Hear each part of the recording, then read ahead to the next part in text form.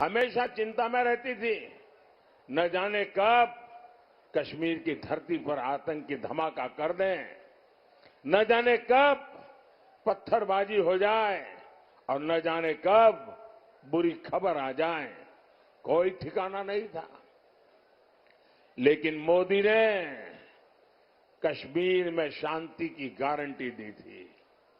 मोदी ने 370 की दीवार गिरा दी, 370 की दीवार गिराई। पहले वहां चुनाव आते थे तो हड़तालें होती थी, मतदान करने वालों को मौत की मुसीबत आ जाती थी, आतंक की धमकी देते थे। लेकिन इस बार श्रीनगर में पिछले अनेक चुनावों के रिकॉर्ड टूट गए भाइयों। साथियों, ऐसा काम वही कर सकता है जिसके रग रग में राष्ट्र प्रथम का संकल्प बह रहा हो।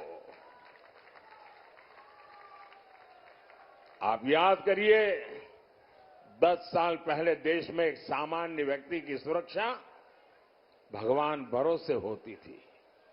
कभी बम धमाके, कभी आतंक, कभी स्लीपर सेल, कभी दंगे, और आजमगढ़ की तो पहचान ही बदल दी गई थी। न जाने किस किस नाम से आजमगढ़ को बुलाया जाता था, कितना बदनाम करके छोड़ा था।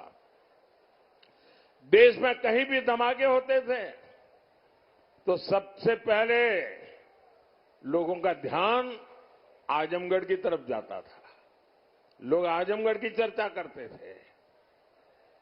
और तब यहां समाजवादी पार्टी की सरकार आजमगढ़ की प्रतिष्ठा के लिए न कुछ सोचती थी न कुछ करती थी। तब सपा के शहजादे आतंक के समर्थन में दंगाइयों का सम्मान करते थे। धमाके करने वाले आतंकियों को छोड़ा जाता था। स्लीपर सेल्स को राजनीति का कवर दिया जाता था। इसी रवैये के कारण देश भर में आतंकवाद फला फूला। अनेक माताओं को अपने बच्चों को बर्बाद होते देखा। और इन लोगों तो आज भी ऐसा ही रवैया है। भाइयों और बहनों, सपा कांग्रेस दल दो है, लेकिन दुकान एक ही है। ये झूठ का सामान बेचते हैं, ये तुष्टीकरण का, परिवारवाद का और भ्रष्टाचार का सामान बेचते हैं। अब ये लोग तुष्टीकरण की ट्रिपल डोज लेकर आए हैं। एक तरफ ये लोग पिछड़े, दलित, आदिवासी का आरक्षण छीनकर अपने वोट बैंक को देना चाहते हैं।